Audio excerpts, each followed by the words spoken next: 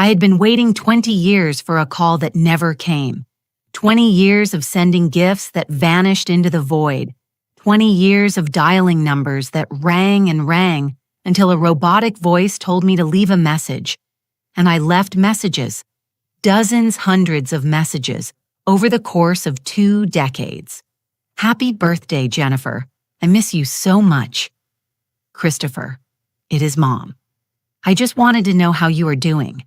I have been thinking about you both all day. I hope you are doing well. Sending you a big hug. I love you. But never, not once in 20 years did I receive a reply, not a call back, not a text message, not even a cold, distant email. Nothing. Silence had become my only companion. The constant response to every desperate attempt to keep alive a relationship that my children had decided to bury without even telling me to my face. This morning, I woke up in my small one-bedroom apartment, the same place I have lived alone since my husband died 23 years ago. The walls are covered with photographs of when Jennifer and Christopher were children. There is Jennifer in her pink elementary school graduation dress, Christopher in his Little League baseball uniform smiling that smile that used to light up my entire world. Photos of birthdays, of Christmases, of trips to the Jersey Shore we took when we still had very little money, but a lot of love. Oh, or so I thought. Every morning I get up and look at those photos, and every morning I wonder at what moment I cease to exist for them. I made myself a cup of coffee and sat in front of the window looking out at the street. Today is Wednesday, an ordinary day. Just another day in this life of waiting that no longer expects anything. I checked my phone out of habit. 0 missed calls, 0 messages. Same as always. I opened my photo gallery and looked at the pictures of the gifts I have sent over these years. I always take a picture before mailing them as if I needed proof that I tried, that I did not give up, that I continued to be their mother, even though they stopped being my children. Last year, I sent Jennifer a cashmere shawl that cost me $250. I never knew if she received it. 6 months ago, I sent Christopher a Montblanc pen for his office.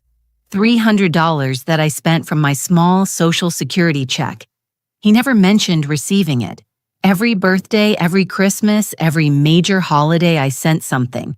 And every time the silence returned, the certainty that for them I no longer existed.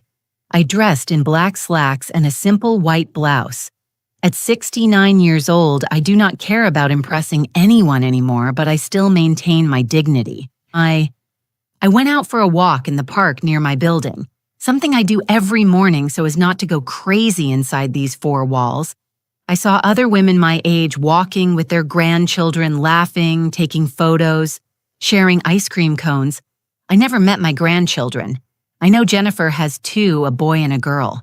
I found out on Facebook 4 years ago, back when I still checked their profiles before they blocked me. Christopher has a daughter.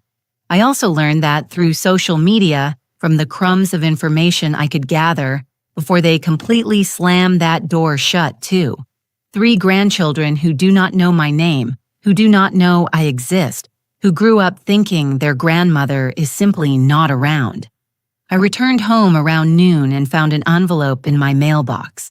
It was an invitation, an elegant invitation, printed on thick ivory cardstock with gold lettering. I opened it with trembling hands. It was from Jennifer, a formal invitation to her 45th birthday party this Saturday at her house. From 6:00 to 10:00 in the evening, dress code formal. I felt something move in my chest. Something that had been dormant for so long I had almost forgotten its existence. Hope. After 20 years of silence, my daughter was inviting me to her party. I sat on the sofa and read the invitation over and over again, looking for some personal message, some handwritten note. There was nothing, just the formal invitation printed impersonal, but it was something. It was more than I had had in 2 decades. I spent the next 3 days preparing for that party as if it were the most important event of my life. I went to the department store and bought a wine-colored dress that made me look elegant but not extravagant. I did not want to draw too much attention. I just wanted to be presentable to look like a mother they could feel proud of. I spent $200 on the dress, almost a quarter of my monthly pension, but I did not care. I also bought a gift, a set of sterling silver flattier engraved with the initials of Jennifer and her husband, $600. All the money I had saved for months for emergencies. But this was an emergency of a different kind. It was my chance to exist again for my children, to remind them that I was still here, that I had always been here waiting. Saturday arrived and I got ready with care. I applied light makeup. I put on the pearl necklace my mother gave me over 40 years ago. I slipped on the low-heeled black pumps I reserved for special occasions. I looked in the mirror and saw an older woman. Yes, with wrinkles around the eyes and gray hair.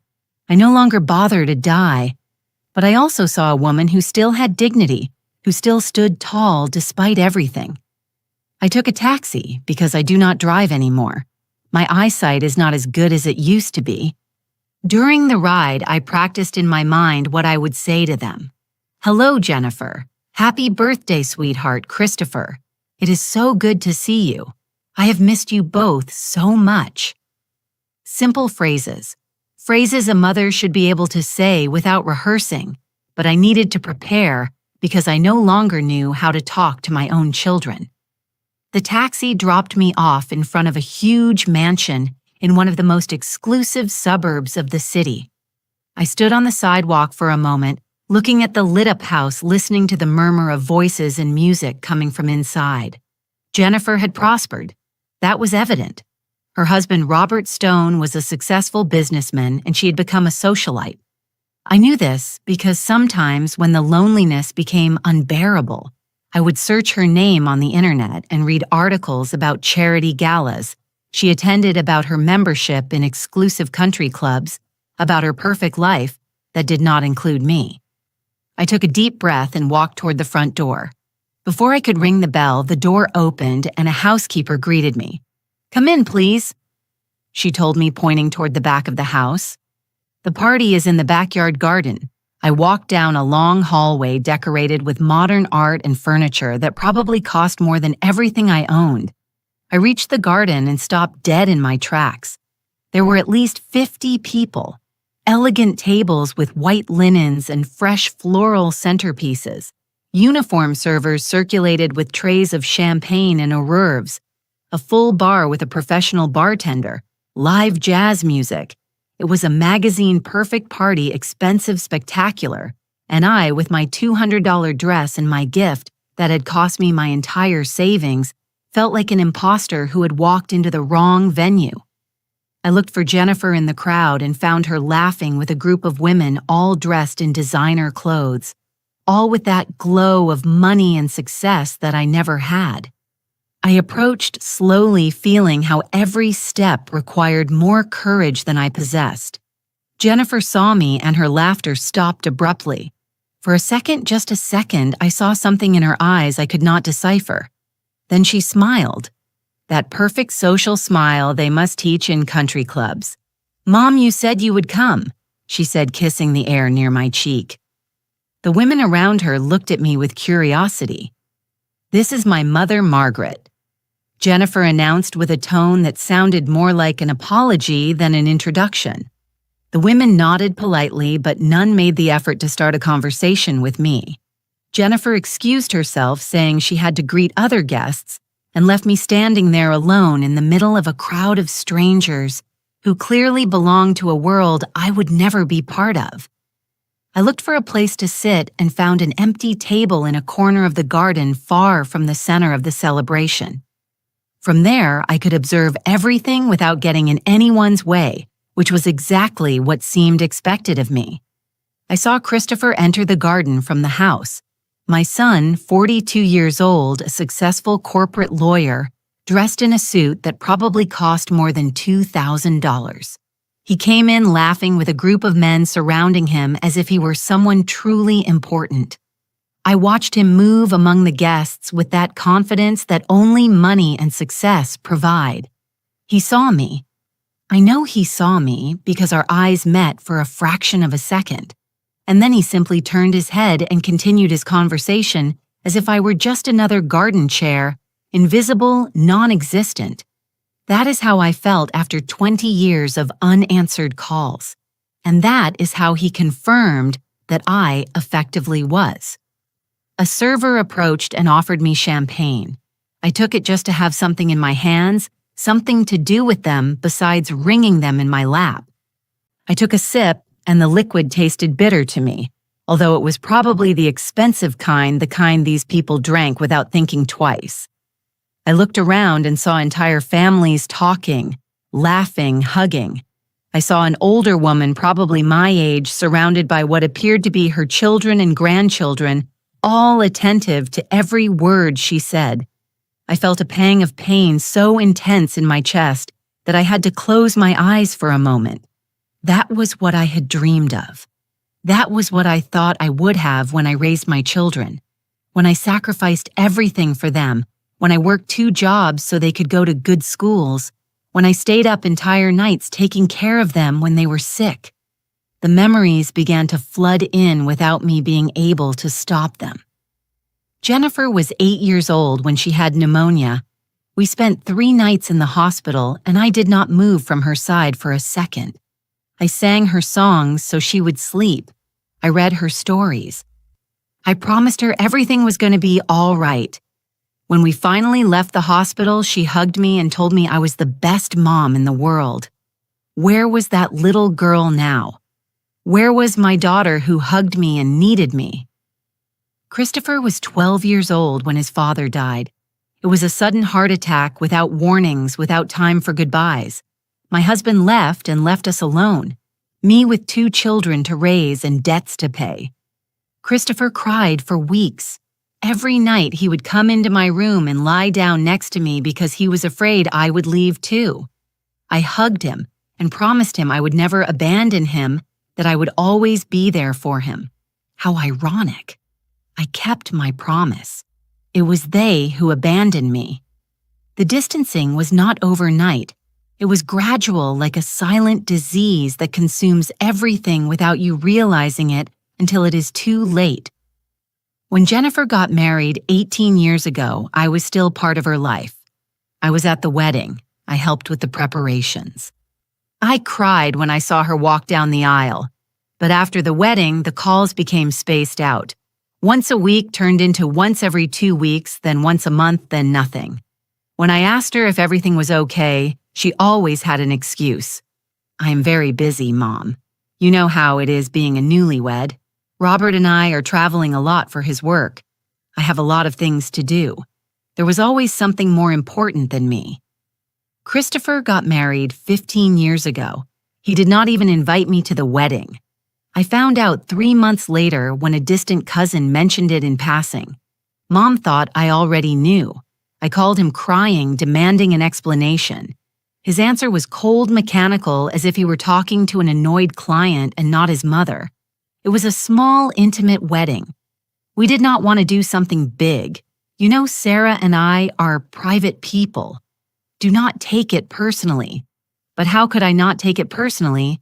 He was my son. It was his wedding. And he did not even consider that I should be there. That was the first time I understood that something had fundamentally changed in our relationship, that it was no longer a simple phase of drifting apart, but a conscious decision to erase me from their lives. The birthdays were the worst. Every year, without fail, I sent gifts. I researched what they might like. I spent money I did not have. I packed each gift with care. I wrote long cards telling them how much I loved them, how much I missed them. I never received a thank you. Not a message confirming the packages had arrived. Nothing. 5 years ago, I sent Jennifer an Italian wool coat I saw in a boutique that I knew she would love. It cost me $400. $400 I took from my savings. Money I should have used to fix the leak in my bathroom. I sent it with a letter telling her I had thought of her when I saw it, that it reminded me of when she was little and loved elegant coats. Weeks passed, then months. I never knew if she received it. For Christopher's birthday 3 years ago, I bought him a special edition of his favorite childhood book. It was a collector's edition with original illustrations bound in leather. It cost me $350, and I had to search in 3 different bookstores. I remembered how he loved that book when he was 10, how he asked me to read it to him over and over before sleeping. I thought maybe that gift would remind him who I was, who I had been to him. I sent it with a note that simply said, "Do you remember how much you liked this book? I love you very much, son." Mom, I never knew if it reached his hands or if it ended up in the trash unopened. The silence was my only answer. As always, Christmases were particularly painful. I spent the holidays completely alone in my apartment, watching Christmas movies on television and trying not to think that Jennifer and Christopher were celebrating with their own families without even sending me a text. 4 Christmases ago, I dared to show up at Jennifer's house unannounced. I rang the doorbell and she opened the door herself. The surprise on her face quickly turned into barely concealed annoyance. "Mom, what are you doing here?" she asked me without inviting me in. Behind her, I could see a huge Christmas tree, elegant decorations. I heard children laughing. My grandchildren were there just feet away from me, and I did not even know their names. I just wanted to say hello. "Give them a gift," I told her, holding a bag with toys I had bought for the children. Jennifer took the bag without looking inside. "Thanks, Mom, but we are in the middle of a family dinner. We will talk another day." "Okay." And she closed the door. I stood on her porch for I do not know how long, staring at that closed door, listening to the laughter coming from inside. Family dinner. I was her family and I was on the outside, excluded, rejected, invisible. I walked to the nearest bus stop because I did not have money for a taxi. It was Christmas Eve, and the cold chilled me to the bone. I got to my apartment past midnight, took off my shoes, and sat on the sofa in the dark. I did not turn on the small tree I had put in the corner of the living room. I did not put on Christmas music. I just stayed there in the silence, finally understanding that it did not matter how much I insisted. It did not matter how many gifts I sent. It did not matter how many times I called them. They had decided that I was no longer part of their lives. I tried to talk to them about this only once. It was 2 years ago. I managed to get Christopher to answer the phone, probably because I called from an unknown number and he thought it was work-related. "Son, I need to talk to you," I told him with a trembling voice. "I need to understand what happened. Why have you shut me out of your lives?" There was a long silence on the other end of the line. Then he sighed. That sigh of annoyance people use when they have to deal with something they consider a waste of time. Mom, do not be dramatic. We do not have you out of anything. We are simply busy. We have our own lives, our own families. We cannot be calling you all the time. But I do not ask for all the time, I replied, trying to stay calm. I only ask to hear from you every once in a while, to be able to see my grandchildren, to be part of your lives, even if just a little. Look, Mom, he interrupted me with a tone of impatience. We are not children anymore. We do not need you hovering over us all the time. You did your job raising us, and we appreciate it. But now you need to understand that we have our own paths. It is not personal. It is just life. It is not personal. Those words echoed in my head for days. How could it not be personal for your own children to erase you from their lives? How could it not be personal for them to deliberately ignore you for years? How could it not be personal for them to treat you as if you were an annoying obligation and not the woman who brought them into the world and sacrificed everything for them? That conversation ended with Christopher telling me He had to hang up because he was going into a meeting. We did not speak again after that. 2 years have passed, and that was our last exchange of words until today. Sitting at that garden table with my glass of champagne untouched and my gift still in my purse, I understood something with brutal clarity. I had not been invited to this party because Jennifer suddenly remembered she had a mother. I had not been invited out of love or a genuine desire to see me. There was something else behind this invitation, something I could not see yet but could feel in the air, in the F of glances in the atmosphere charged with falseness. I watched my 2 children move among the guests. Perfect hosts, smiling, successful, surrounded by people who admired them, and I realized that for them I was just an uncomfortable reminder of a past they preferred to forget. The music kept playing and the conversations flowed around me like a river from which I was completely excluded. I took another sip of champagne and let the memories keep coming, each one more painful than the last. I remembered the day Jennifer graduated from college.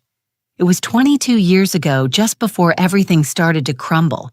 I was in the front row, clapping louder than anyone when they called her name. After the ceremony, I hugged her and told her how proud I was of her. She smiled, hugged me back, and told me, "Mom, everything I am is thanks to you." Those words sustained me for years. I clung to them every time the silence became unbearable. But now, seeing the woman she had become, I wondered if she had ever truly meant it, or if they were just empty words said in moments of emotion. When Jennifer got pregnant with her first child, I found out 6 months later. It was not she who told me. It was a neighbor of hers who casually saw me at the supermarket and congratulated me on becoming a grandmother soon. I froze in the middle of the cereal aisle, smiling like an idiot while the woman kept talking about how excited I must be. When I got home, I called Jennifer immediately. She answered after the 10th ring. Her voice sounded tired. "Daughter, I just found out you are pregnant," I told her, trying not to sound accusatory. "Why didn't you tell me?" There was an awkward silence. "I was going to tell you, Mom," she finally replied. "It is just that I have been very busy with doctors and all that. You know how it is." No, I did not know how it was because she never included me in anything. I asked her when the baby was due if she needed help with anything, if I could go visit her. She gave me short, evasive answers. "There is still time, Mom. We will see. I am fine. Do not worry." When my grandson was finally born, I found out 2 weeks later. 2 weeks my first grandchild had been in the world for 14 days, and I had no idea. This time, it was Christopher who accidentally mentioned something in a text message he sent me by mistake. A message clearly meant for someone else saying, "Good thing Jennifer and the baby are already home." I replied immediately asking what baby, when had he been born, what was his name? He called me an hour later. His voice had that tone of annoyance that was already familiar to me. "Mom, I thought Jennifer had told you.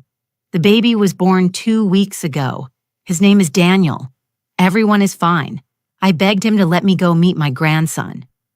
He told me he would talk to Jennifer and let me know. 3 months passed before they finally allowed me to visit them. 3 months in which I insisted, begged. I called every week until finally Jennifer gave in, just to stop me from bothering them. When I arrived at her house that day with gifts I had bought with the little I had, she met me at the door with the baby in her arms. She did not invite me in. She simply stood there letting me see the child from the threshold. "He is beautiful," I told her with tears in my eyes. "Can I hold him? He is asleep, Mom." "Better not wake him up," she replied. "I just wanted you to meet him. Here are the gifts," I told her, extending the bags. "Thanks. I will look at them later," she said, taking them without looking at them. "I have to go, Mom. The baby needs to eat soon." And that was it. My first meeting with my grandson lasted less than 5 minutes standing at the door of my daughter's house, as if I were a door-to-door salesperson. I cried all the way back home. I cried for that boy who would never truly know me, who would grow up without knowing who his grandmother was, who probably would not even know my name. When her second child was born, 2 years later, I did not even bother waiting for them to tell me. I checked her Facebook obsessively until I saw the photos of the birth. A girl, my granddaughter. I sent flowers to the hospital, but I never knew if she received them. I sent gifts to her house, expensive baby clothes that took me months to save up for. I never received confirmation that they had arrived. It was like sending messages into the void, screams into the silence that never got an answer. With Christopher, it was the same or worse. His wife Sarah got pregnant, and I found out through a social media post that someone shared. They had not even given me the news directly. I called Christopher, but he did not answer. I sent him congratulatory messages. Nothing. I tried to contact Sarah directly, but she had blocked me on all platforms. It was as if I were a virus they needed to protect themselves from a threat to be kept away. When my granddaughter on Christopher's side was born, no one told me anything. I found out 3 months later when a cousin posted a family photo where the baby appeared. 3 months my family celebrating a new member, and I did not even know she existed. I tried to visit them. I went to their house unannounced, just like I had done with Jennifer. I rang the doorbell several times, but no one opened even though I knew they were inside because I saw movement behind the curtains. I stood there like a fool for half an hour, knocking and knocking until a neighbor came out and asked me if I needed help. I am waiting for my son. I explained, feeling the humiliation burn my cheeks. The woman looked at me with pity. "I think no one is home, ma'am." She told me kindly, even though we both knew it was a lie.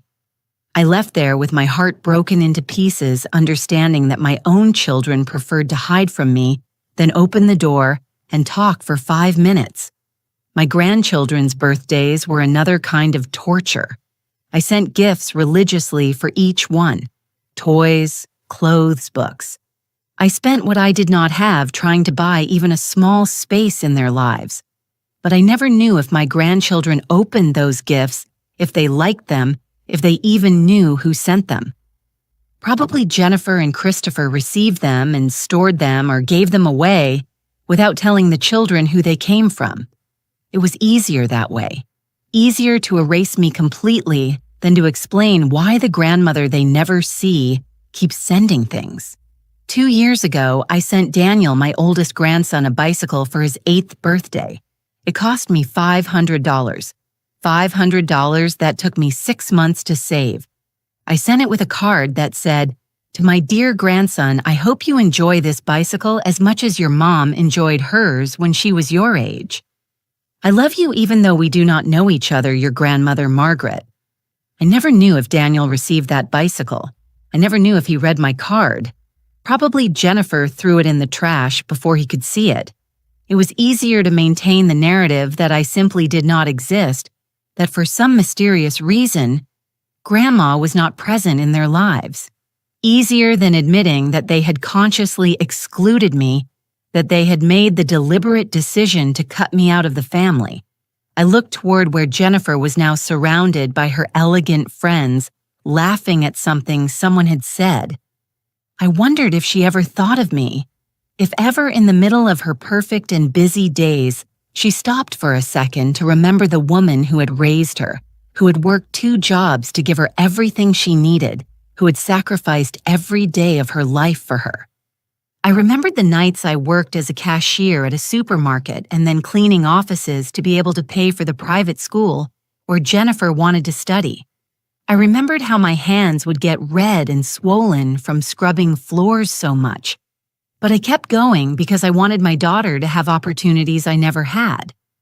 I remembered when Christopher needed special tutoring in math because he was struggling in school. Those tutoring sessions cost $100 an hour. I added a 3rd job selling cosmetics door-to-door on weekends just to be able to pay that tutor. My feet hurt so much. There were nights I could not sleep, but I did it because he was my son, because I wanted him to succeed, to go far. And he went far. Both of them went far. Jennifer with her mansion and her rich husband and her elegant parties. Christopher with his law firm and his $2,000 suit and his perfect life. They went so far that they left me behind as if I were roadkill. Something that had served its purpose and was now no longer necessary. I watched them both move among their guests, and I felt something new besides the pain. I felt rage, a cold, clear rage that was beginning to wake up after 20 years of sleeping under layers of sadness and denial. I had spent 2 decades begging for their attention, pleading for crumbs of love, sending gifts as if I could buy a place in their hearts. And all that time, they had been ignoring me, deliberately, consciously cruel. A waiter passed by and left a tray of canapés on my table. I looked at them without appetite. Expensive food served on elegant plates for people who probably would not even appreciate it because they were accustomed to this level of luxury. I thought of my almost empty refrigerator at home, of how I had to calculate every grocery purchase so my pension would last the whole month. I thought of the $500 I spent on that bicycle that probably ended up given away or in the basement gathering dust. I thought of all the dollars I had sent in gifts over the course of 20 years, money I should have used for myself to make my life more comfortable so I would not have to worry so much every time an electric or water bill arrived. The rage kept growing. It was not an explosive rage. It was not the kind of rage that makes you scream or break things. It was a cold, calculating rage. The rage of someone who is finally seeing the truth with total clarity. My children had not forgotten me accidentally. They were not too busy without realizing it. They had actively chosen to erase me from their lives. They had chosen not to answer my calls. They had chosen not to reply to my messages. They had chosen to keep their children away from me. They had chosen to close the door in my face, literally and figuratively. And I, like a fool, had kept insisting, begging, sending smoke signals, hoping that someday they would remember I existed. But today, sitting at this party where clearly I did not belong, where I did not even know why I had been invited after so long, something changed inside me. Something broke definitively, but not in the painful way from before. It broke in a liberating way. I realized that I no longer wanted to keep begging. I no longer wanted to keep being invisible to the 2 people who were supposed to love me more than anyone in the world. I no longer wanted to keep living in this agony of constant hope and guaranteed disappointment. I was still lost in my thoughts when I saw Robert, Jennifer's husband, walk toward a small stage they had set up in the center of the garden. He was a tall man, about 50, with that air of authority that money and power give. He took a glass of champagne and tapped the crystal lightly with a spoon. The sound resonated throughout the garden, and little by little the conversations died down. All the guests turned toward him with attention. I stayed where I was in my distant corner, feeling my heart start to beat faster, without knowing exactly why. "Good evening, everyone." Robert began with that voice trained for public speaking. "Thank you for joining us on this very special day to celebrate my wonderful wife." The guests applauded, and Jennifer went up to the stage next to him, radiant in her champagne-colored dress that probably cost more than I earned in 3 months. They kissed, while everyone applauded, and I felt something twist in my stomach. Robert continued talking about how lucky he was to have Jennifer in his life, about everything they had built together, about their plans for the future. I listened halfway, still trying to understand why they had invited me after so long. Then Robert said something that made me pay complete attention. "I also want to take this moment to make an important announcement," he said, looking at the crowd. "As many of you know, Jennifer and I have been working on a very special project." He paused dramatically, and I saw Christopher approach the stage with a smile on his face. My son went up the steps and stood next to his sister and brother-in-law. The 3 of them looked perfect up there, like a magazine photograph of successful, happy people. "We are excited to announce," Robert continued, that we have acquired a beautiful piece of land on the coast with an ocean view where we will build a beach house for the whole family, a house where we can gather, create memories, strengthen our family bonds. The guests applauded enthusiastically. I sat paralyzed in my chair. Family. He had said family, but I did not even know about this project. No one had mentioned anything to me, obviously, because I was not part of that family they were talking about. Christopher took the microphone as the family attorney. He continued with that professional tone he used. I have been coordinating all legal aspects of this acquisition. And I want to tell you that this beach house is not just a property. It is a legacy we will leave for our children and our children's children, a place where the Stone family will gather for generations. More applause. I felt the cold rage that had started to awaken become more intense. The Stone family. I was Margaret Ross. I had given them that maiden name, but clearly I was not included in this legacy. Jennifer took the microphone from her brother's hands. And to make this even more special, she said with a smile that did not reach her eyes, we want this investment to be something we all participate in. Then something happened that left me frozen. Jennifer searched for me with her gaze among all the guests. When our eyes met, her smile grew wider, but there was something in it that gave me goosebumps. Mom, she said, pointing at me, why don't you come up here with us? All the guests turned to look at me, 50 pairs of eyes watching me while I remained seated, not knowing what to do. Come on, Mom, insisted Jennifer. Do not be shy. My legs barely responded, but I managed to stand up. I walked toward the stage, feeling every gaze nailed into my back. I went up the steps carefully, my low-heeled shoes making noise against the wood. When I reached the top, Jennifer put an arm around my shoulders in a gesture that might seem affectionate to anyone who did not know our history. Look, she said, addressing the guests. Here is my mother, Margaret. After so many years, she is finally here with us. There was something in the way she said those words that sounded false, rehearsed. Robert continued speaking. As I was saying, we want this house to be a family investment, and for that, we need all family members to contribute their share. My heart started beating even faster. Where was all this going? Christopher looked directly at me. Mom, I know Dad left you the house where you lived with him, the house you sold a few years ago. I felt as if the ground moved beneath my feet. How did he know that I had sold that house 5 years ago, when the maintenance became too expensive and I needed something smaller and manageable? With that money, I had bought my current apartment and had a small nest egg left. We've been thinking, continued Jennifer, squeezing my shoulder harder than necessary, that it would be wonderful if you could contribute with that money you have saved for this family investment. That way you would have a part of the beach house too. You could visit us there, spend time with your grandchildren. Everything connected in my mind like a macabre puzzle. That is why they had invited me. That is why, after 20 years of absolute silence, I suddenly received an elegant invitation to this party. It was not because they missed me. It was not because they had finally realized they had a mother. It was because they needed my money. They needed the savings I had accumulated from the sale of the only property I owned. The house my husband and I bought together, where we raised our children, where we built a life. How much money do you have from that sale? Mom, Christopher asked, as if he were in a business meeting and not talking to his mother in front of 50 strangers.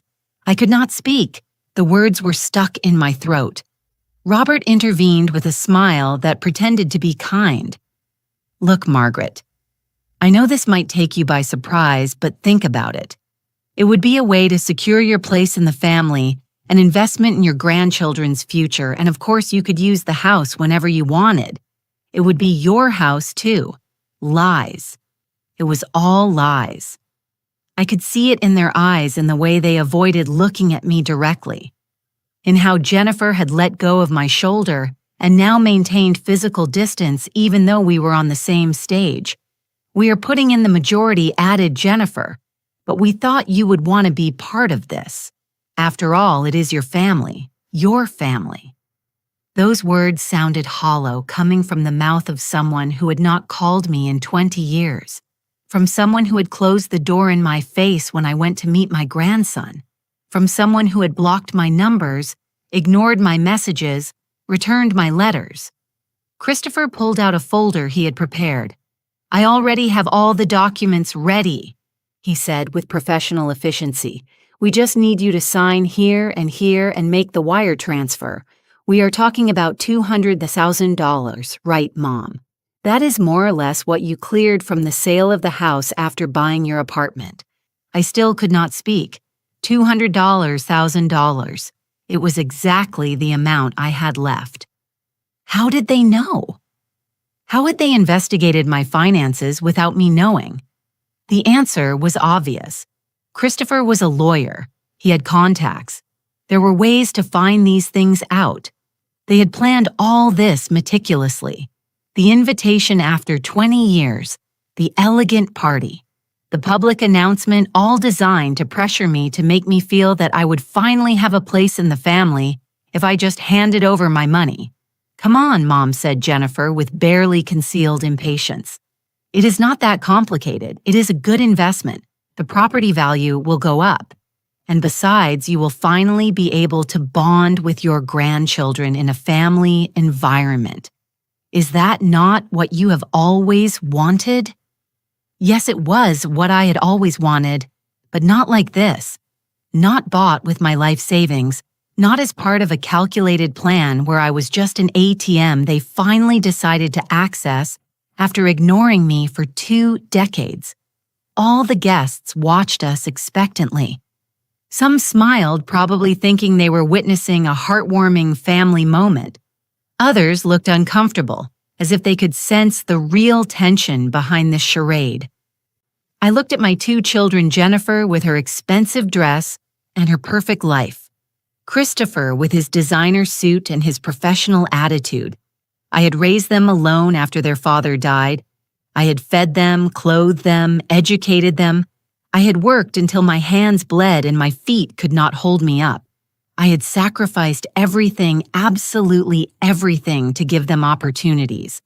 And now they were there in front of me, asking for the last thing I had left, not really asking for it, demanding it, with this calculated public pressure. I looked at the folder Christopher held with the documents already prepared. How convenient that he had it already. How convenient that he knew exactly how much money I had. How convenient that they had chosen to do this in front of all these witnesses, betting that I would be too polite, too embarrassed, too desperate for their approval to say no. For 20 years, I had begged for their attention. I had pleaded for a call, for a visit, for any sign that they still cared. And in 20 years, they had never given me anything. Not their time, not their love, not even an occasional text message. But now that they needed something from me now, the family appeared. Now there were invitations and smiles and words about creating memories together. So Mom asked Robert, breaking the silence that had stretched too long, "What do you say? Do you want to be part of this family project?" All eyes were on me, Jennifer, Christopher, Robert, and the 50 guests waiting for my answer. At that moment, something inside me that had been cracking for years finally broke completely. But it did not break in a painful way. It broke in a liberating way, like chains falling off, like a door opening, like waking up from a long nightmare and realizing you finally have control. I looked at them all one by one. I saw the barely concealed greed in Robert's eyes. I saw the impatience on Jennifer's face. I saw the cold calculation in Christopher's expression, and something inside me said enough. Enough begging. Enough pleading. Enough sending gifts into the void. Enough unanswered calls. Enough pretending that things would change someday. Enough clinging to the hope that my children would remember who had raised them. Enough being invisible. enough being convenient only when they needed something, enough of everything. My breathing calmed. My heart stopped beating so fast. A cold, perfect clarity settled in my mind. I knew exactly what I had to do. I was not going to scream. I was not going to make a scene. I was not going to give them that satisfaction. I was going to do something much more effective. I was going to disappear. But first, I had to get off this stage with what little dignity I had left. I took a deep breath and looked Jennifer directly in the eyes. "I need to think about it," I said with a voice that surprisingly came out firm and clear. "It is a lot of money and a major decision." I saw her face tense up. "Mom, there is not much to think about," she replied with a forced smile. "It is a unique opportunity. The property is going to be sold soon, and we need to close the deal this week." This week? Of course. The pressure was not accidental. Christopher intervened, taking a pen from his pocket. "Look, Mom, if you sign the documents now, I can process everything tomorrow morning. It is a simple process. I just need access to your account to make the transfer." Access to my account? They wanted access to my bank account, the only security I had left after a life of work and sacrifice. "No," I said simply. The word left my mouth before I could overthink it. The silence that followed was heavy, uncomfortable. Robert let out a nervous laugh. "What do you mean, no, Margaret? Do you not understand that this is for your own good, too?" "For my own good," I repeated, feeling the cold rage become solid inside me. "For my own good would be if you had called me even once in 20 years. For my own good would be meeting my grandchildren. For my own good would be having been invited into your lives and not just to this party when you need my money." Jennifer and Christopher's faces hardened. Some guests started murmuring among themselves. "Mom, do not do this here," Jennifer said through gritted teeth. "Do not make a scene. I was not the one who had organized this public ambush. I was not the one who had planned to humiliate me in front of 50 strangers. I was not the one who had investigated my finances behind my back." "Keep your voices down, please," Robert said, looking at the guests with discomfort. "We can talk about this in private." "There is nothing to talk about," I replied. "I am not going to sign anything. I am not going to give my money, and now I am going to leave." I stepped down from the stage without waiting for an answer. My legs were shaking, but they kept moving, one foot in front of the other. I heard Jennifer calling me, but I did not turn around. I heard footsteps following me, but I did not stop. I reached my table, grabbed my purse with the gift I would never deliver, and walked toward the garden exit. Christopher caught up to me before I reached the house. He grabbed my arm firmly. "You cannot leave like this, Mom," he said with a low, threatening voice. "Let go of me," I replied, trying to free my arm. "You need to understand something," he continued without letting go. "That beach house is a smart investment. If you do not participate, do not expect to ever have access to it. Do not expect to come visit us there. Do not expect to be part of our family vacations." "I do not expect anything from you," I said, looking directly at him. "I haven't expected anything for 20 years. And you know what? I finally understood it. You did not forget me. You chose to forget me. And I chose to stay begging like a fool. But that is over." Something in my tone must have surprised him because he finally let go of my arm. "Mom," he started to say, but I interrupted him. "Do not call me Mom. Mothers receive calls from their children. Mothers know their grandchildren. Mothers are part of their family's lives. I am not your mother. I am just someone with money that suddenly interests you." I turned around and kept walking. This time, no one stopped me. I left that house, that perfect garden, that farce of a family celebration. I called a taxi from the street and waited under the lights of the entrance while the party continued inside as if nothing had happened. Probably Robert was already making another toast, distracting the guests. Saving face. When the taxi arrived, I got in and gave my address to the driver. I looked out the window as we drove away from that lit-up mansion. And in that moment, with a clarity I had never had before, I knew exactly what I was going to do. I was not going to keep begging. I was not going to keep waiting. I was not going to keep being the invisible mother who existed only when they needed her. I was going to disappear for real completely. And when I did, it would be in such a way that they could never, ever find me or access what was mine. The taxi moved through the dark streets, and I felt like every mile that took me away from that house was a mile toward my freedom, toward my new life, toward the woman I should have been 20 years ago. When the silence began, but better late than never. I arrived at my apartment past midnight. I took off the wine-colored dress and folded it carefully, knowing I would never wear it again. I put on my old robe and sat at the kitchen table with a cup of tea I had no intention of drinking. I just needed something warm in my hands while my mind worked with a clarity I had never experienced before. I did not feel pain. I did not feel sadness. I felt pure, cold determination. I took out a notebook and started writing a list. It was not an emotional list. It was practical, methodical, definitive. First, change my name legally. Second, sell the apartment. Third, close all my bank accounts and open new ones at another bank. Fourth, cancel my phone number. Fifth, delete all my social media. Sixth, contact a lawyer to revise my will. The list went on.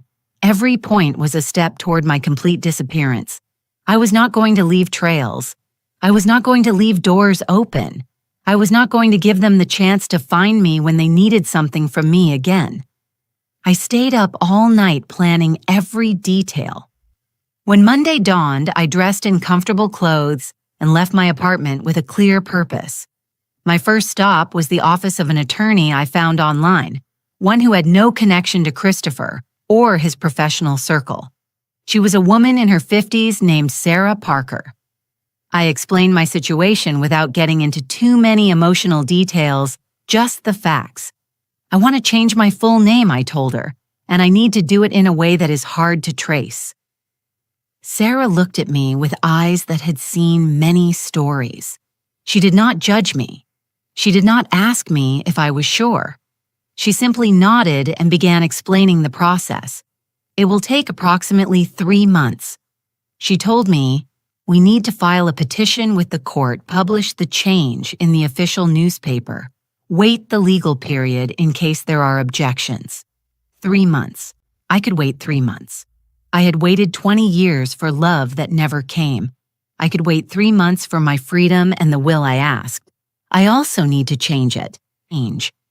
Sarah pulled out forms and started asking questions. Do you have current beneficiaries? Yes, I replied. My 2 children, but I want to remove them completely. I want everything I have to go to a charity when I die. She wrote everything down without making comments. I also need to review any document where they might appear as emergency contacts, power of attorney, or insurance beneficiaries. I want to remove them from everything. Sarah looked up. That is very definitive, Mrs. Ross. Are you absolutely sure? I looked her straight in the eye. I haven't existed for them for 20 years. It is time for them to stop existing for me, too. Only this time it will be legal and permanent. She nodded and continued taking notes. We will review everything. Bank accounts, insurance, property, medical documents. We are going to ensure they have no access to anything that is yours. I paid her a retainer of $1,000 and left with a folder full of documents I had to sign. My next stop was the bank. I asked to speak with the manager and explained that I needed to close all my accounts and open new ones at a completely different bank. The man looked at me confused. Is there a problem with our service, ma'am? No, I replied. I just need to make changes in my financial life. It is personal. He helped me close the accounts. He gave me cashier's checks with the money I had in each one, $259,000 in total. Everything I had left from the sale of the house, plus the small savings I had accumulated over years. I left there and went directly to another bank on the other side of the city. I opened new accounts in my current name, knowing that in 3 months I would change them to the new name. I deposited all the money and asked that there be no public information associated with these accounts. I returned home exhausted, but satisfied with the progress of the first day. Over the next few weeks, I continued executing my plan with surgical precision. I hired a real estate agency to sell my apartment. I told them I needed to sell fast and was willing to lower the price a bit. In 2 weeks, I had 3 offers. I accepted the best one, a young family that paid me $180,000. It wasn't everything the apartment was worth, but I didn't care. What mattered was speed and closing that chapter. Meanwhile, I looked for a new place to live, something small in another city, where no one knew me. I found a 1-bedroom condo in a coastal town, 4 hours away. It was quiet, had an ocean view, and cost much less than what I was currently paying. I started packing my things slowly. The hardest part was deciding what to do with the photographs. Those damn photographs covering my walls, reminding me every day of what I had lost. Jennifer as a child smiling at me. Christopher in his school uniform. Christmases we celebrated together. Happy birthdays. Vacations at the beach when we still had little but were united. I took every frame and removed the photos. I looked at them one by one, allowing myself to feel the pain one last time. Then I put them all in a box. I did not throw them away. I could not do it yet. But I stored them in the back of a closet out of my sight. When I finished moving, I would decide if I burned them or simply left them forgotten somewhere. I canceled my phone number. That number I had had for 15 years. The number Jennifer and Christopher had saved but never dialed. I canceled it and got a new one with a prepaid plan that did not require a contract or detailed personal information. I deleted my Facebook account, the only social media I had. I erased years of posts. No one had commented on photos. No one had liked messages I had sent that were never answered. It was liberating to see that account disappear with a simple click. I changed my email, the old one, where I received notifications of my children's birthdays that I never celebrated with them. I closed it. I opened a new one with a generic name no one could associate with me. Weeks passed, and I kept working on my plan with the dedication of someone who had finally found a purpose. One day, I received a call on my old phone just before it. It was Christopher. My heart jumped, but not from hope, but from rage. I answered without saying anything. Mom said, his voice on the other end. "We need to talk." Silence followed. "Look, I know things got out of hand at Jennifer's party. Maybe we didn't present it the best way." Maybe, I repeated with a flat voice. Christopher sighed. "The point is, the offer still stands. In fact, we have secured a better price on the beach property. Now we would need only $150,000 from your end instead of the $200,000. How generous," I said without emotion. "Come on, Mom, do not be like that. It is a good investment. And besides, it would be good for everyone to have a place to gather. You could see the grandkids more." Where had I heard that before? Yes. In the garden of Jennifer's mansion when they tried to ambush me in front of 50 people. I am not interested, Christopher. Period. "But Mom," he started to say, "do not call me anymore." I interrupted him. "I do not want to know anything about your beach house, nor your investments, nor your life." There was a surprised silence. "You are being very dramatic, Mom. You think I am dramatic?" I asked, feeling the cold rage heat up a little. 20 years without a call from you, and I am the dramatic one. 20 years begging for your attention, and I am the dramatic one. "Oh, Mom, you started with that again," he said with that tone of annoyance I knew so well, always exaggerating everything. "We haven't called you because we are busy. We have lives, responsibilities. We cannot be catering to you all the time. I did not ask you to cater to me all the time. I replied, I asked you to call me even once a year. I asked to meet my grandchildren. I asked to be part of your lives in some way. And you consciously decided that I did not matter. And now that you need money, suddenly I do matter. That is not how it is. And you know it said, look, if you do not want to invest in the house, that is fine. But do not come later, wanting to visit or spend time there with the family. The family, I repeated, what family, Christopher, you are? Not my family cares about one another. Family answers the phone. Family does not disappear for 2 decades and appear asking for money. You are being ridiculous, he said, raising his voice. You know what, Mom? Do whatever you want, but do not expect us to keep begging you to be part of our lives. You never begged me for anything. I replied, I was the one who begged. But that is over. And I hung up. Immediately after, I turned off the phone, took out the SIM card, and cut it into pieces with scissors.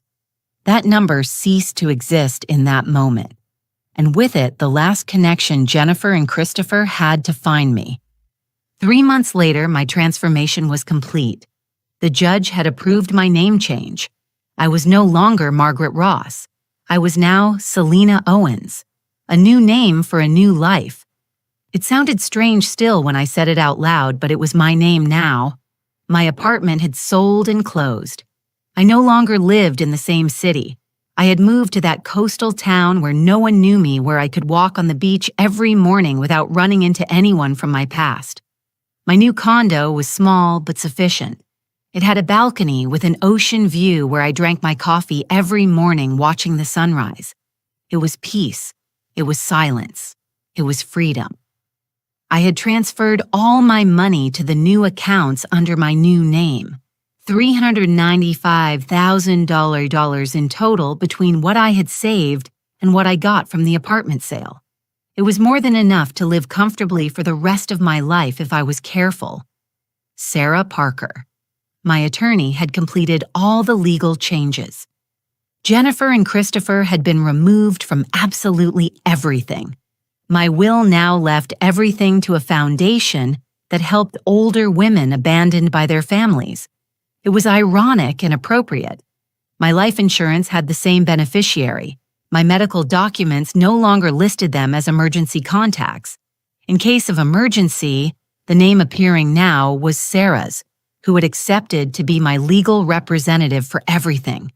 For 6 months, I knew nothing of Jennifer or Christopher. 6 months of absolute silence, which, to be honest, was not very different from the last 20 years, except that now the silence was my choice, not theirs. I was the one who had disappeared. I was the one who had cut the ties.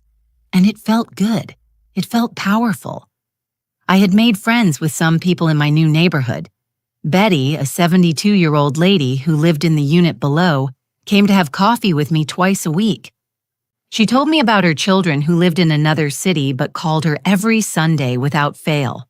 I smiled and nodded without telling her my story. To her, I was simply Selena, a widow who had decided to retire near the sea. One afternoon in October, 6 months after Jennifer's party, my new phone rang. It was a number I did not recognize, but it had the area code of my previous city. I hesitated before answering. Hello, I said cautiously. Miss Margaret Ross asked a male voice I did not recognize. I do not use that name anymore, I replied. Who is speaking? I am attorney Daniel Rivers. I represent your son, Christopher Ross. I need to locate you urgently. My heart raced, but I kept my voice firm. How did you get this number? We have been trying to find you for months, ma'am. Your previous number was canceled. Your apartment was sold. You do not appear in any public record. Your son is very worried. My son hasn't worried about me in 20 years, I replied. What does he want? The lawyer cleared his throat uncomfortably. It is about an important family matter. We need you to return to sign some documents. I am not going to sign anything I said, and I am not going to return. But how did you know about this number? The lawyer hesitated. Your former attorney, Mrs. Parker, gave us this contact. I felt a pang of betrayal, but I understood Sarah had legal obligations. If there was a court order or something similar, she probably had to give information. What kind of documents, I finally asked, that I need to discuss with you in person, ma'am? It is of a delicate nature. No, I said firmly. Whatever you have to tell me, you can tell me now over the phone, or do not tell me at all. There was a long silence. Very well, he finally said. It is about your late husband. What about him? I asked, confused. My husband died 23 years ago. Yes, ma'am. But recently, it was discovered that he had a bank account no one knew about. An account with considerable funds.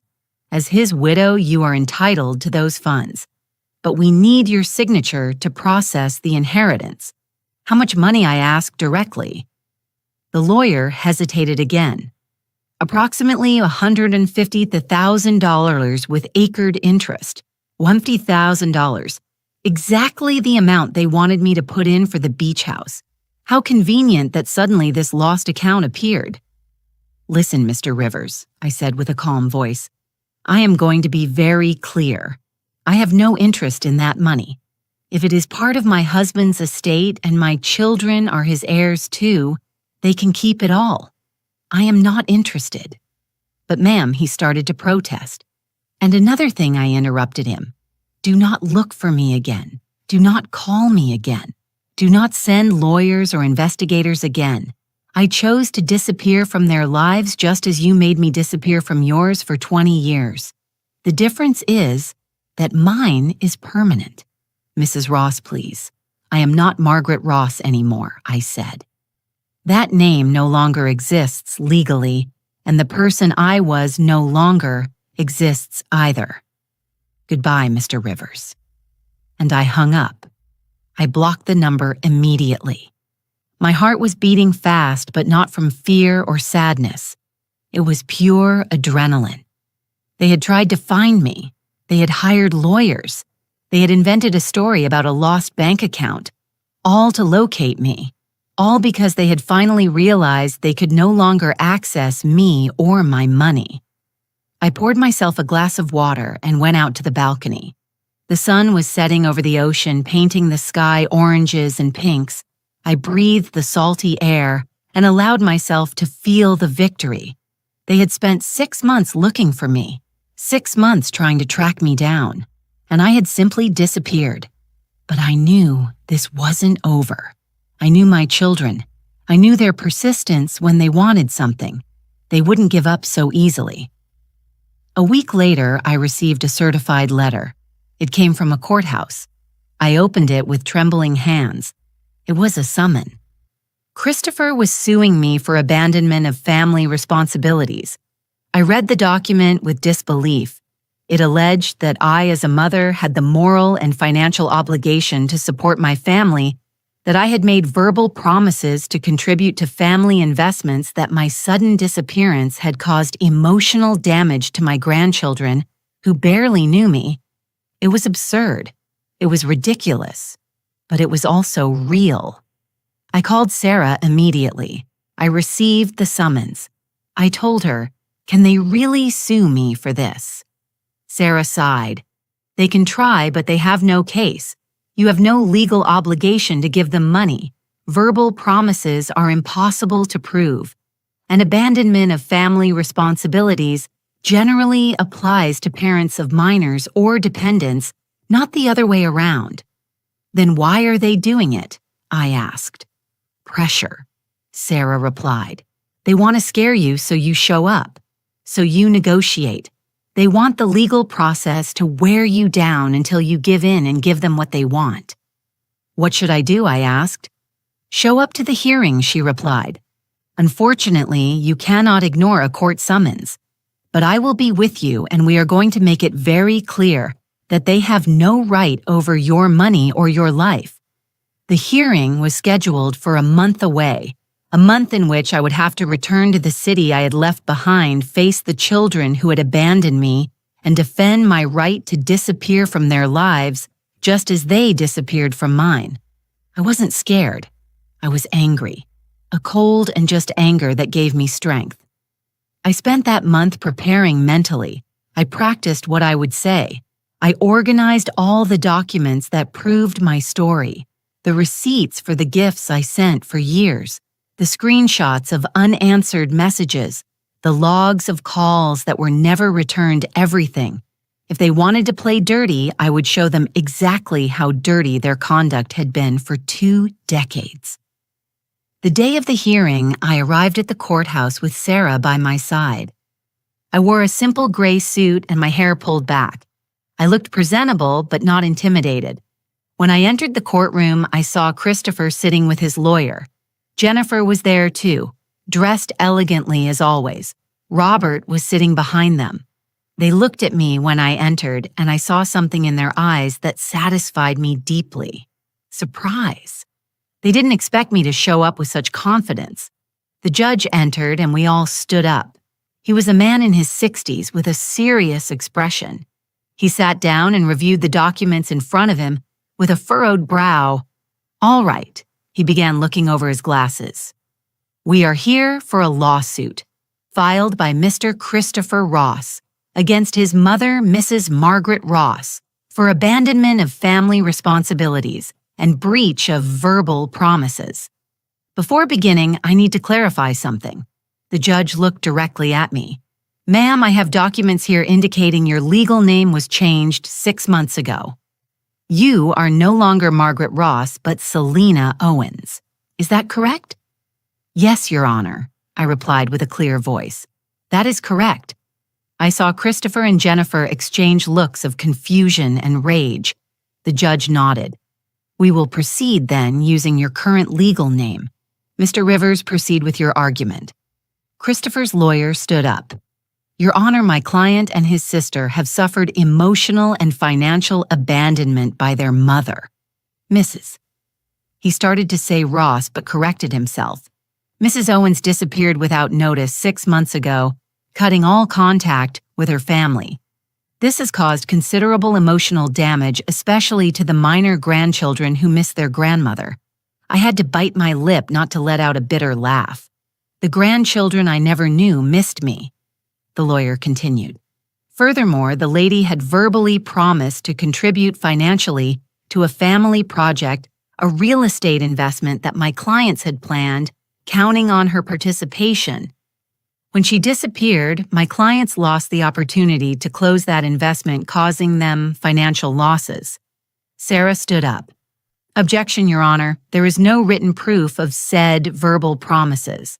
And as for the alleged emotional abandonment, we have extensive evidence that it was exactly the opposite."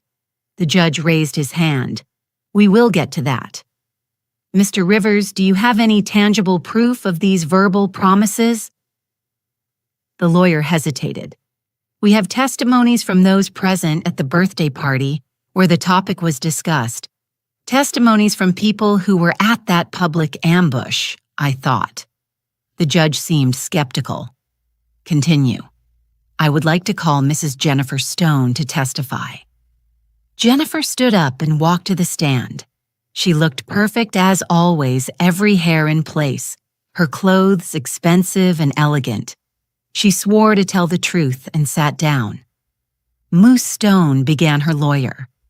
"Can you describe the relationship you have had with your mother over the years?" Jennifer took a deep breath and put on her victim face. "My mother has always been a very difficult person." She began. "After my father died, she became demanding, needy for constant attention.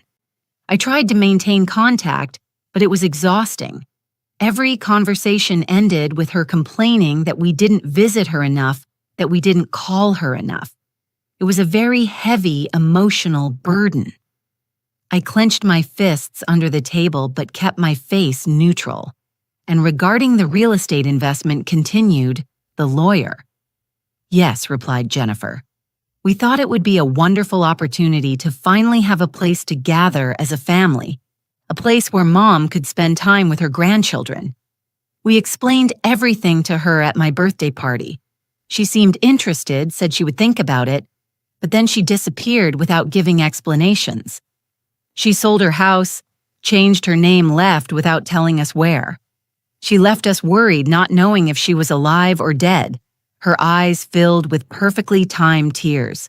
My grandchildren ask about their grandmother all the time. I do not know what to tell them.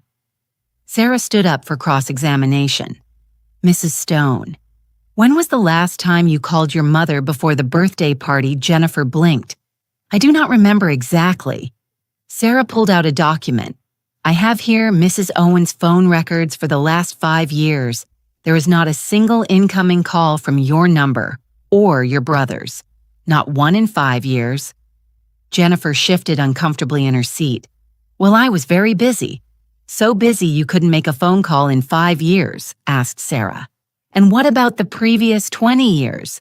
We have testimonies from neighbors, acquaintances, distant relatives confirming that you and your brother cut contact with your mother for over 2 decades. That is not true, protested Jennifer. We sent messages. We had communication. Sarah pulled out more papers. Here I have screenshots of all the messages your mother sent you for years. Hundreds of messages, birthday wishes, Christmas messages, photos, questions about how you were. And do you know how many of those messages were answered, Mrs. Stone? Not a single one. Jennifer went pale. Well, sometimes I didn't see the messages for years, insisted Sarah. And the gifts, your mother has receipts for dozens of gifts sent to your address. Expensive gifts bought with her pension money. A cashmere shawl for $250, a silver cutlery set for $600, a bicycle for your son for $500. Did you ever thank her for those gifts? Did you ever let her know you had received them? Jennifer did not answer. And the grandchildren, continued Sarah, relentless. Your mother went to your house when your first child was born. You left her standing at the door for less than 5 minutes. You didn't let her in. You didn't let her hold the baby. Is that how you treat a grandmother who is supposedly so important to your children?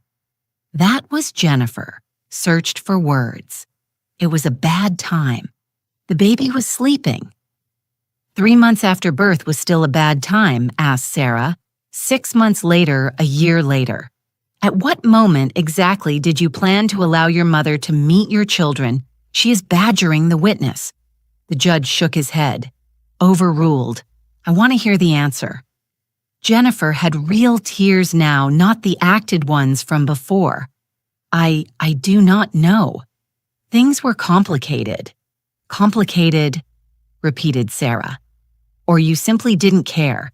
You didn't care for 20 years until you needed your mother's money for your beach house. Then yes, you remembered you had a mother.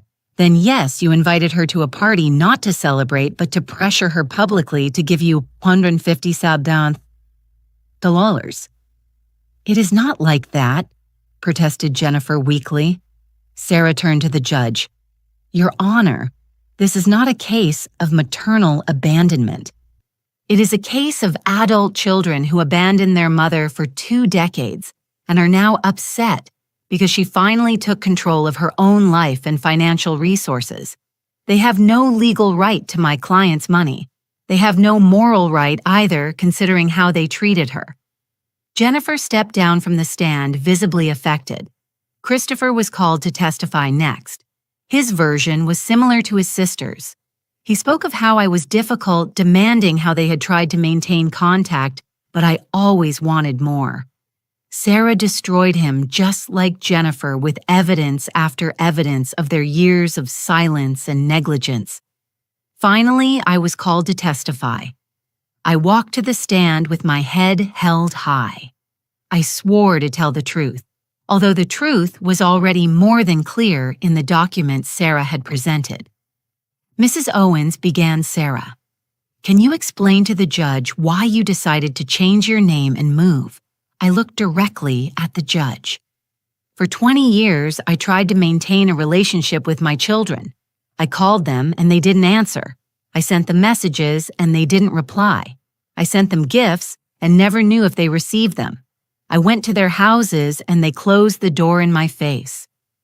My grandchildren are 8, 6, and 4 years old. I have never held them. I have never spent a birthday with them. I barely know their names. My voice cracked slightly, but I continued not because I didn't want to, but because my children consciously excluded me from their lives. For 20 years, I begged for their love, for their attention, for a small space in their perfect lives.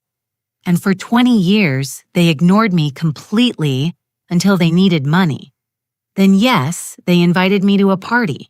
Not to reconnect, but to pressure me in front of 50 strangers to give them my life savings. And when did you realize this? Asked Sarah, even though she knew the answer. The moment they asked me to sign documents they already had prepared, I replied, the moment my son Christopher told me exactly how much money I had, information he could only have obtained by investigating me behind my back. That is when I understood that for them, I was never their mother. I was just a bank account they finally decided to access. I looked at Christopher and Jennifer directly, and I decided that if for them I didn't exist, then I would really cease to exist, legally, physically, completely. The judge listened intently. Mrs. Owens. He asked directly, "What do you want from this situation? I want them to leave me alone, Your Honor." I replied, "I want them to respect my decision to live my life without them, the same way they lived their lives without me for 20 years. I owe them nothing. I do not owe them money. I do not owe them explanations. I do not owe them my presence. They made their decision 20 years ago. I made mine 6 months ago, and my decision is final." The judge nodded and asked us to leave while he deliberated. We waited outside the courtroom for 30 minutes. That felt eternal. Christopher and Jennifer were on the other side of the hallway talking in low voices with their lawyer. They didn't look at me once. Finally, they called us back. The judge had the documents organized in front of him, and his expression was serious but clear. "I have reviewed all the evidence presented," he began, "and I must say, this is one of the clearest cases I have seen in a long time." He took off his glasses and looked directly at Christopher and Jennifer. "Mr. Ross, Mrs. Stone, you come before this court alleging abandonment by your mother. However, the evidence presented demonstrates exactly the opposite. For more than 20 years, your mother attempted to maintain contact with you in every possible way. Unanswered phone calls, ignored messages, gifts sent without acknowledgement, visits rejected at your front doors." I saw Christopher clench his jaw. Jennifer looked down. The judge continued, "There is no law compelling a mother of independent adult children to maintain contact with them if she does not wish to. Much less is there any law compelling her to contribute financially to her children's investment projects. The alleged verbal promises you claim are impossible to verify, and frankly, considering the context presented, seem more like a convenient fabrication than a reality." Christopher's lawyer tried to interrupt, but the judge raised his hand. "I haven't finished. What I find particularly troubling in this case is the clear pattern of emotional neglect on the part of the plaintiffs toward their mother, followed by a sudden interest when they discovered she had considerable financial resources. That is not filial love. That is opportunism. Therefore, proceeded the judge, this court dismisses the lawsuit in its entirety. Mrs. Selena Owens, formerly known as Margaret Ross, has no legal, moral, or ethical obligation toward her adult children. Furthermore, I order the plaintiffs to cease all attempts to contact, locate, or harass Mrs. Owens. Any violation of this order will result in harassment charges. Case closed." The bang of his gavel resonated in the room like a gunshot. I felt something release inside my chest. It was official. It was legal. It was definitive. Sarah squeezed my hand under the table. Christopher stood up abruptly. "This is ridiculous," he exclaimed. "She is our mother. She has obligations to us." The judge looked at him sternly. Mr. Ross, I suggest you sit down and accept the verdict.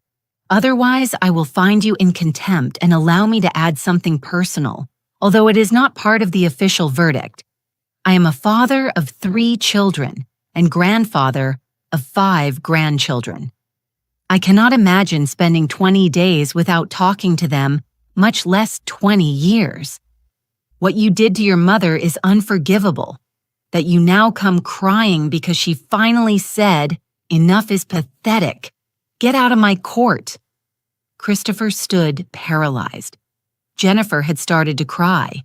Real tears this time. Tears of rage and humiliation. Robert took her by the arm, trying to lead her out of the room, but Jennifer pulled away and walked toward where I was. "Mom," she began with a broken voice. "Please do not do this. We can fix things."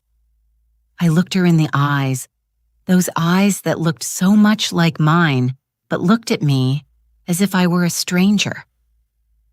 "There is nothing to fix, Jennifer," I said with a calm voice. "You and your brother made your decision many years ago. You chose your lives without me, and I respected them. Now I have chosen my life without you, and I need you to respect my decision. But we are your family. I am me." "Family does not disappear for 20 years, I replied. "Family does not close doors in your face. Family does not ignore calls and messages for 2 decades. Family does not appear only when they need money. You were not my family for 20 years. I am not going to pretend you are now." I turned to leave, but Christopher blocked my path. "You are going to regret this," he said with a low and threatening voice. "When you are old and sick and need help, we won't be there." I looked directly at him, and for the first time in years, I smiled. A sad but genuine smile. "Christopher, you have never been there. Not when I was younger and needed you. Not when I was alone and begged for your company. Why would I think you would be there in the future? I already made arrangements for my old age. I have excellent health insurance. I have enough savings to hire care if I need it. And most importantly, I have my dignity intact, something you lost a long time ago." I stepped aside and walked past him. Sarah followed me. We left the courthouse into the daylight. The sun was shining bright and I felt its warmth on my face like a blessing. "Are you okay?" Sarah asked me. "I am perfect," I replied, and I meant it. For the first time in 20 years, I was perfect. I returned to my apartment by the sea that same afternoon. I didn't stay even one more day in that city that was no longer my home. During the bus ride, I looked out the window thinking about everything that had happened, about the woman I was 6 months ago begging for crumbs of love, about the woman I was now free and at peace. I arrived when the sun was setting. I went up to my condo, dropped my things, and went straight out to the balcony. The ocean stretched out in front of me, infinite and beautiful. I poured myself a glass of wine, something I rarely did, and toasted alone. To endings, I said aloud, and to new beginnings. The following days were quiet. I resumed my routine of walking on the beach every morning. Betty came over for coffee, and I told her for the first time part of my story. She listened without judging, and when I finished, she just took my hand and said, "You did the right thing, honey. Sometimes we have to let go of even our own blood to be able to live." Weeks passed. Then months I heard nothing more from Jennifer or Christopher. I assumed they had finally understood my decision was irreversible. One afternoon, 4 months after the trial, I received a package. It had no return address, but the postmark was from my old city. I opened it with curiosity and caution. Inside was a small box and a letter. I recognized the handwriting immediately. It was from Jennifer. My hands trembled as I opened the letter. "Mom," it began, "I knew you probably wouldn't read this, but I need to try.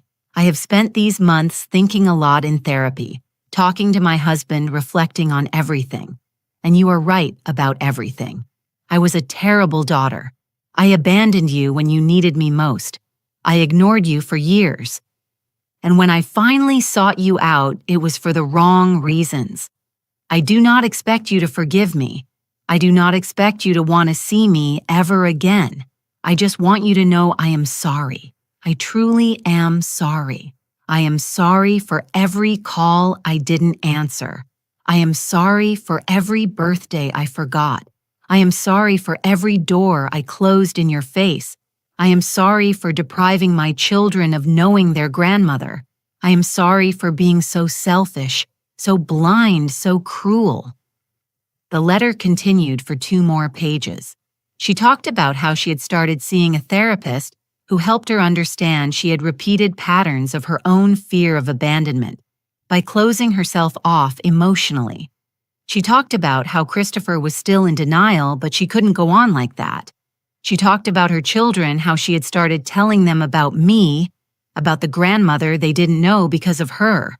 The box contained something I found in the attic. The letter said something you kept from me when I was a child. I thought you should have it back. I ask nothing of you, just that you know that I know who failed here. And it wasn't you. With love and regret, Jennifer. I opened the box with tears in my eyes.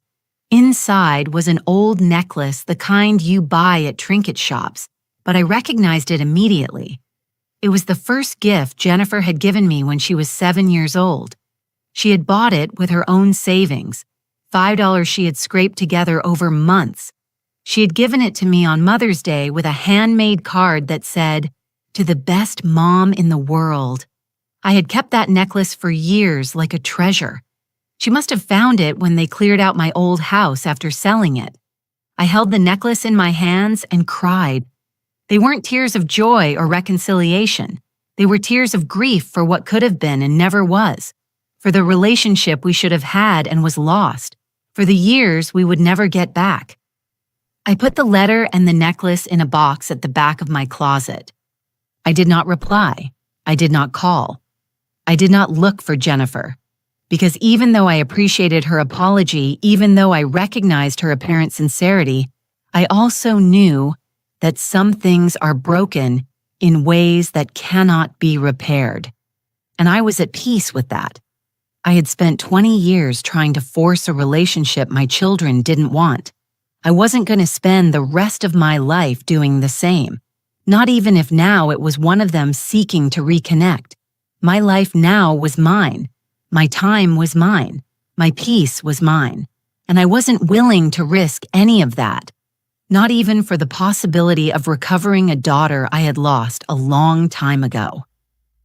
6 months after receiving that letter on a particularly beautiful morning, I was drinking coffee on my balcony when Betty came up with a cake.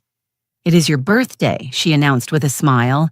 70 years deserves to be celebrated. I had completely forgotten my birthday. I didn't even keep track of those things anymore. But Betty had remembered because I had mentioned it months ago in casual conversation. We cut the cake and ate it watching the sunrise. She told me stories of her 72 years of her regrets and her joys, and I shared my own reflections. I reached this age finally feeling free, I told her. Free of expectations that were never met. Free of a family that viewed me as a burden. Free of begging for love that wasn't reciprocal. And you know what, Betty? It feels glorious. She raised her coffee mug in a toast. To freedom, she said, to dignity. To women who finally said enough. We toasted and the sun finished rising over the ocean.